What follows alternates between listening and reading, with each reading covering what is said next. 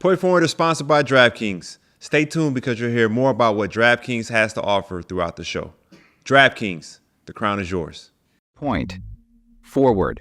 As we go into our DraftKings outlook on the futures looks, obviously Boston Celtics and Jason Tatum are in the lead in terms of the odds. But anything that stood out to you in terms of the future picks for the NBA champion this year?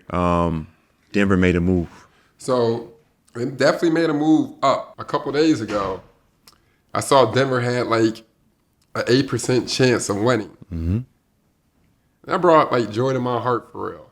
And then when I thought about it, like Jokic, the best player in the world, comes back and wins 2 games. So now on the road, they're back in the favorites for making it to the championship, along with the Boston Celtics. Yeah. I think when you're looking at these odds and these numbers, or you're even looking at like possible Finals MVP award, the lack of love is turning my man Jason Tatum into Jimmy Butler.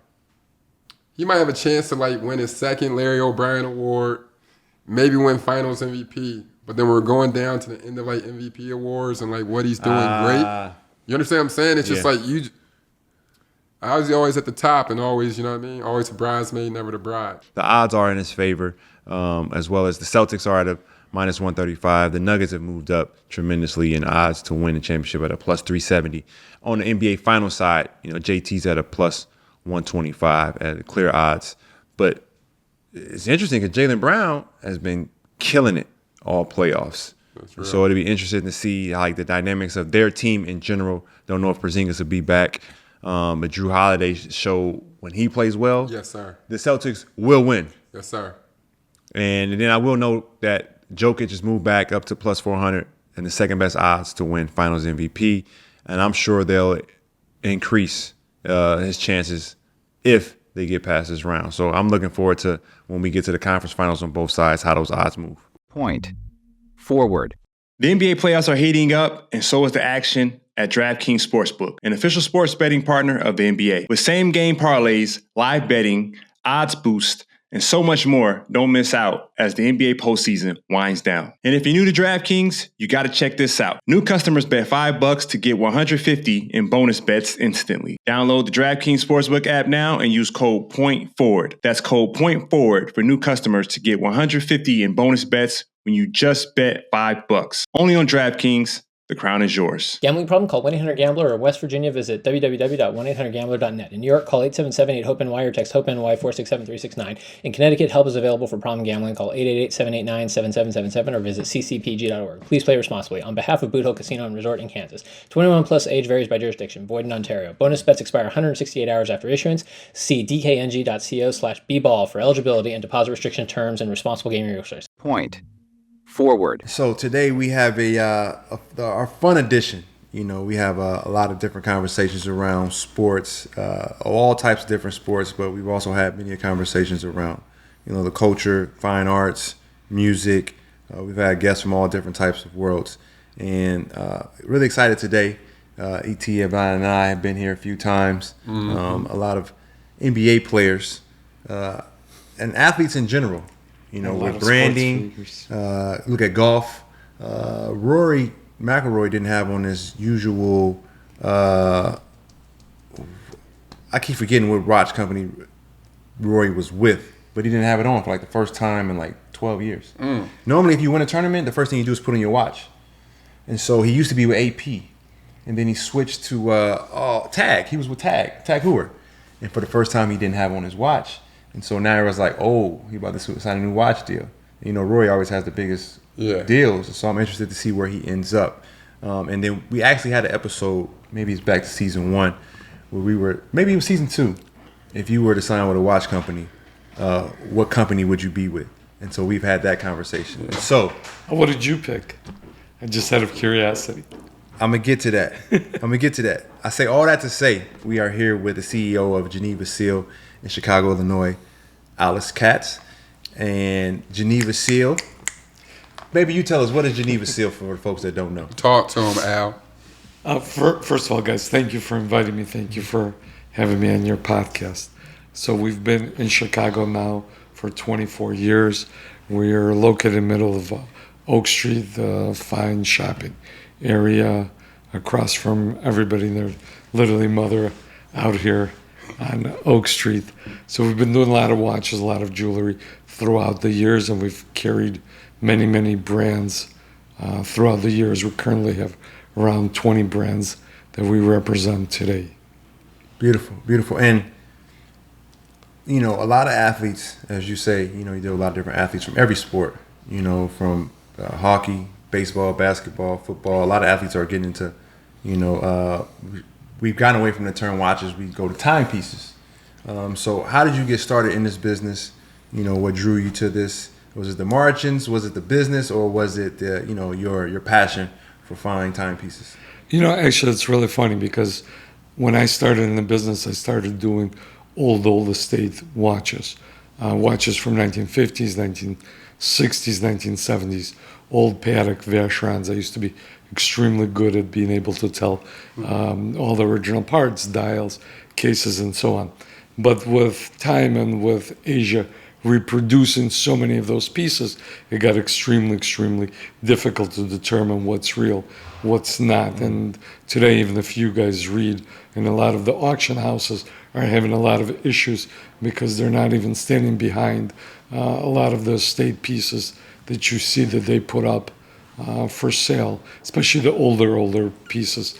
So with time, as things progressed, I decided to go into delivering modern watches, and we started off with delivering smaller companies that produce very few watches in the market. And in fact, today, most of our brands are not mass-produced brands.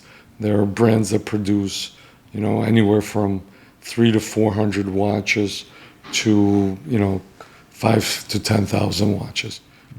Tell me about that networking situation. Obviously, you have to dive deep into knowing where the watches are.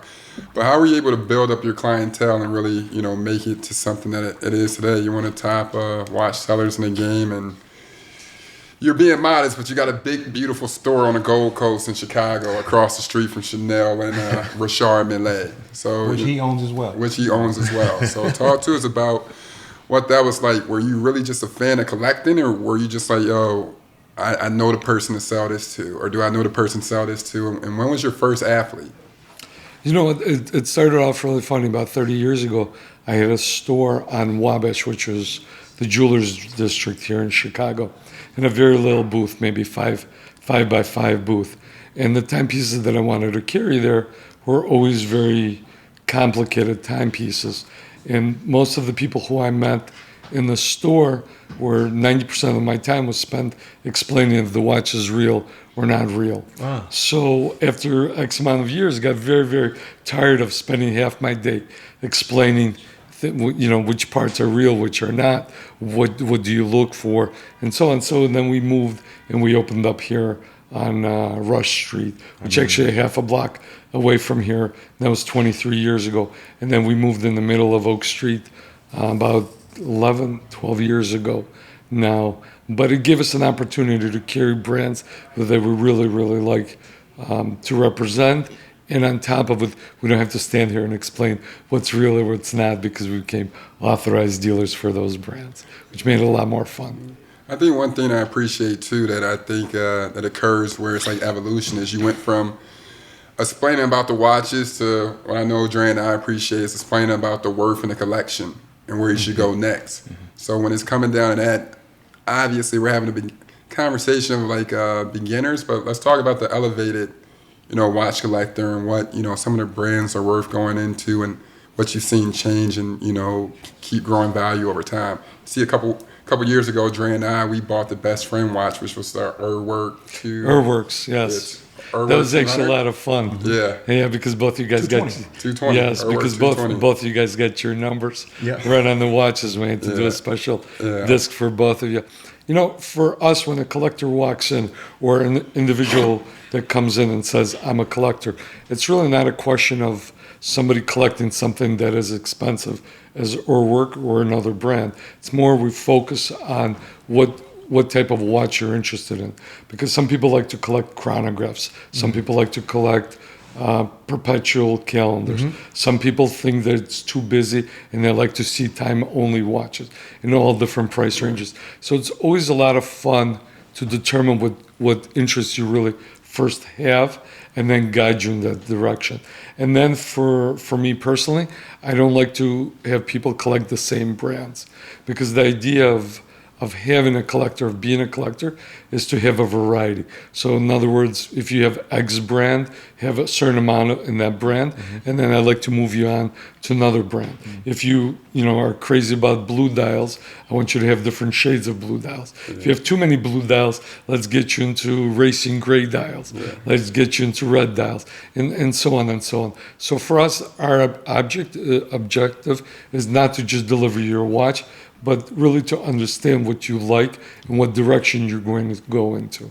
So I want to dive into that more. The question I think we get the most is, why does a watch cost that much? And why spend that much money on a watch? So what's your answer to that when I'm sure you receive it too?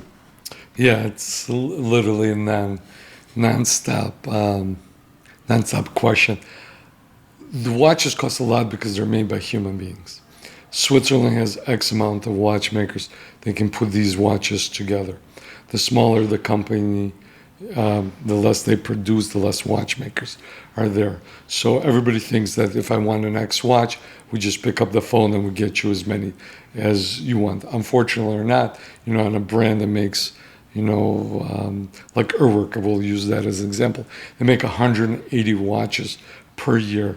You cannot buy 180 watches, period. So that's something that's being distributed all the way through the United States. So in the United States, maybe 30, 40 of those watches will come in. So it doesn't really take much to deliver that type of product.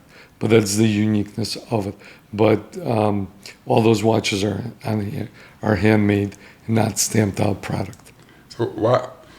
You're in this business a lot, so when people come in, oftentimes it's their first time buying, a watch, or people usually try to pop their cherry with a Breitling or a Rolex. What's the conversation like trying to talk people in and just assess, get them to see the value of the watch? You understand what I'm saying? Because a lot of people start going from a timepiece to calling it an investment. So you can speak on the point of how you buy a $225,000 watch over time and what that might hit for. So from the investment perspective, it's another great question, because everybody asks which watch is an investment watch, which is not. My easiest answer to that is, first of all, buy a watch because you love it. Second of all, buy it because you're going to wear it and enjoy it. And the most important is that you can afford it.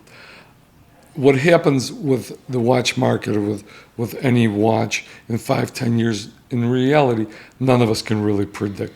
In the last 10, 15 years, Americans' desire for owning timepieces has grown tremendously. So you've seen a huge uptick. But when somebody comes in, I usually tell them not to focus on what we'll appreciate, but strictly focus on what they will enjoy wearing every day. And if you get lucky, at the end of the day, you got lucky. If you guys want me to sell a watch, I can tell you many, many stories. But that's usually not my cup of tea or my desire in doing so. Okay, so these two questions kind of go hand in hand. What's the cheapest watch you've ever sold, and what's the most expensive watch you've ever sold? There's a reason why I'm asking. If you're allowed. He sold a Diamond G-Shock. I know he did. Many years ago. You had Diamond G-Shocks. I know for sure. To the lady who alleged that I iced out G-Shock, I'm looking for you. Yeah, because I was so mad when I heard that. I remember when Dre, I had a couple vets when I first hit Philly, so like you could kind of see who I've been hanging out with and taking little pieces from. So one day I show up with diamonds on my watch, and Dre stops and he's like, "Who told you to do that shit?" Right? I'm like, "What you mean?" Like, I stopped and grabbed it. Come on, man. Like, unless it's factory diamonds, man, don't ever put no diamonds on your shit, bro. Just go straight class, straight timely. And I remember that, but it's so crazy to see now. But it's kind of like asking what's next. What advice would you give, guys new in the game or even Yes. athletes in our position? Yes. You know what I mean? Because sometimes we might jump out with the athletes might only see what the rappers are doing, and we might jump out with some stuff that I had a digital G-Shock with iced out. You know what I'm saying? I mean, there was at that particular moment, everybody was going for those watches. It was completely different. With the least expensive, probably Tag Heuer's many years ago, they started about $1,000 and onward. Then we were authorized for Geneva Seal was authorized for Richelieu, and with Richelieu, the prices of some of the pieces we've delivered were pretty high because it's very easy to spend between $300,000 to a couple $1 million on a piece like that. There are some also smaller brands that we carry currently. Example of Purnell, we have one on order in a blue sapphire for $1.6 million. We don't have a client for it yet, but we have it coming. We should have it within the next month and a half. We've ordered it away. That's it, bro. I want to open up me a store. I'm trying to sell a house. You can probably help me with that. You're moving that fast. But in all honesty, there are collectors in all ranges. So to say that $1 million watch is worth more than $1,000 watch, it's really not fair because most people who buy watches, they have sentimental value immediately associated with them because they buy it for a reason. They either get married, or it's their first paycheck, or their first big bonus, or they've won a title, or they became an MVP, and so on and so on. There are things in life that cause them to buy a watch. So again, the price, I've always pushed back on it because it really almost becomes irrelevant. It's your own comfort level with it. Well, when you come down, obviously we're athletes that love sports and some of the finer things, and you were just talking about Rory McIlroy or what some golfers usually do the second they're done, they usually throw on their new watch. So what have you seen the correlation and evolution in regards to watches and jewelry and athletics taking place all around the world? It used to be only for certain people, and now it's... Well, I think the biggest change is now that most companies are focusing on sports watches that are waterproof, watches that can absorb the G-force of playing basketball. I know you guys can never play basketball in a watch on the court officially, unofficially at home. Tennis. Playing tennis, playing golf. There are some companies that now allow you to do this. But as you saw before, even Federer would win his whatever trophy he would win, Wimbledon or so on. Then he'd go to his bag, put the watch on. Today, you don't have to do that because there's a lot of brands. So they've changed the style of why they produce watches. So a lot of the brands, especially like Richelieu, produces pieces for athletes to wear during their activities, which is super, super important. Right now, one thing that you learn about when you build some of these relationships with companies, I think there's a common courtesy when you're dealing with some of the big watch brands. Can you talk about that, of the proper way to do things more so than the finesse fest and acting like you got no couth? It's not even a question of buying a certain amount of pieces. It's just a fact that you should walk into the store, number one, become friends with whichever boutique you're comfortable with. It doesn't matter. You don't have to do it in Chicago. You can do it anywhere in the world. As soon as you become comfortable with the boutique and you become a fan of the brand, it becomes easier for the store to propose and suggest things to you. But on the same behalf, it's your objective also to say, my ultimate goal is to get this. So I think even with car companies, like you mentioned, Ferrari and so on, everybody has an objective of what their ultimate goal is. And then our objective is to guide you through that process and to show you how we can achieve that together. I think that's more of, but the key, I think, more than anything else, is to continue to visit the boutique, continue to show interest.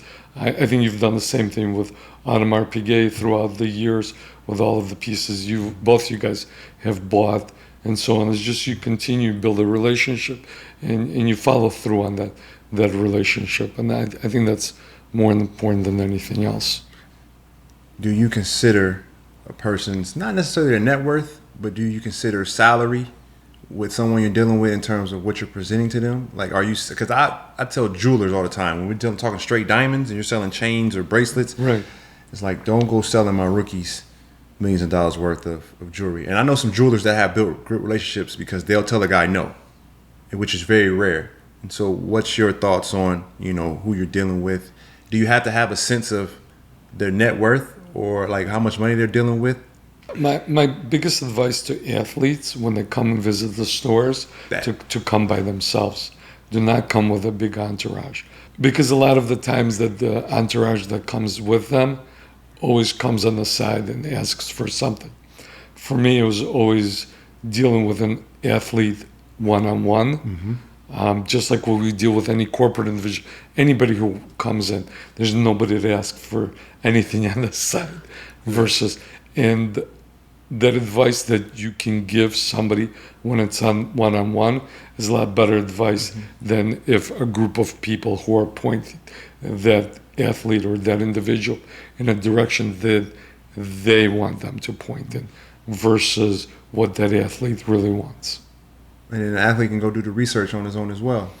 And today, internet, everything is open. Yep. We always tell people, first of all, before you buy anything from us or from anybody else, please feel comfortable with the person that you're spending the money. It doesn't matter if it's $1,000 or $100,000 or $1 million. Everything is a lot of money for every individual, and you have to be comfortable with that person. And again, it's part of building that relationship, because the idea is not to deliver something one time, never see you again. Me and you have had a relationship since, I think, the day 2008? Something like that. Yeah, the year. And a mutual friend of ours brought you into my store, just introduced, and you've always, anytime you've been in Chicago, you've always come by, we've always talked, and so on. That doesn't mean you bought something every time. And that was, to me, it was always irrelevant if you bought something or you didn't buy something. I just wanted you to come in, say hi, see what's going on in your life or in my life. And we moved on. So it wasn't a big deal. And you've sent me through, actually both of you guys have sent me throughout my life so many of your friends. I don't have enough hands or fingers to count everybody who you've sent me, which I appreciate tremendously. If you could be a watch brand, any type of watch brand, who would it be and why? I don't know if I can name a specific watch brand, but I would tell you that I would do something that's very small, like a micro brand, small production, because then you can cater to what you like versus having to cater to what other people like. And then this way it gives you an opportunity to create something, and you will always find that 100, 200 people in the world that would love to represent you or to wear my product on their wrist. Anything with I brought a couple of things. Any of them purchased here? Yeah, actually, my last birthday, I haven't bought a watch in forever. I bought these two here. Actually, my best friend, Andre, had bought this for my 35th birthday. Would you explain what it is, please? So I won't fuck it up. Absolutely. It's a classic Urwerk 103 watch that has 3 discs that show you time from zero to 60. This is the brand that Michael wears, and actually was one of the first people to start wearing in the United States. In the United States. He's a man. And then this is actually one of my favorites, man. What's it, the RM? 28? RM28, yes. The diver, right? Yes. We put some fun straps on you. Yeah, and these on your straps are pieces. crazy. The custom alligator skin orange. I got these for free because it was a hell of a birthday. Man. Bought me a watch. Yo, you thinking about buying anything? Is there anything that caught your eye? I mean, now you cross over from NBA to like you a big dog. You got a corner office in New York on 6th Avenue of Americas. He's getting fancy. After Alex connected you with his clothing guy, you finally jiggy. You got good cloth. So like the velour hat from Am Leon Dore, unbelievable. What would go on that wrist besides? You know what I mean? But I'm on like a little hiatus in terms of I'll go like 4 or 5 years just like watching from afar, like just kind of scoping out the scene. It's like, okay, what am I liking?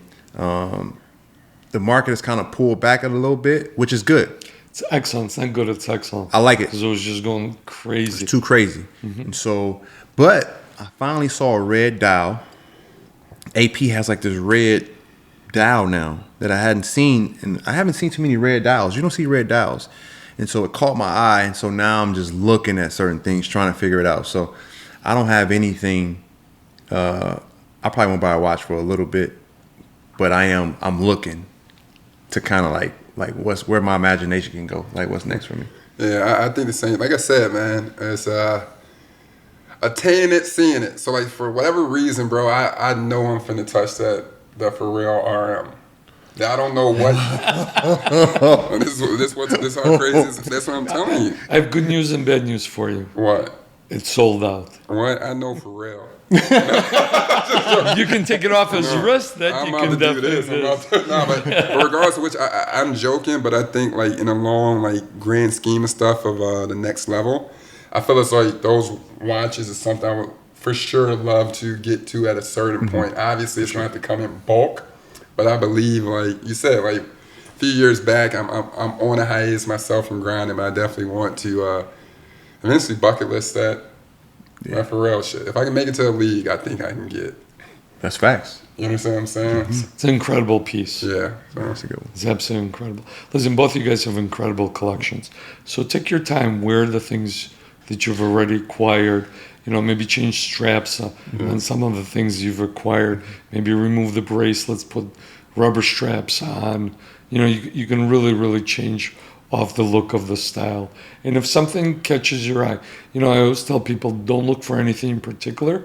Walk into a store, and if something catches your eye, buy it, because the next opportunity to find that watch becomes slim to none. Yeah. So when people, and especially for myself, anytime in other areas, I say to myself, I'm going to look for this. I can never find it.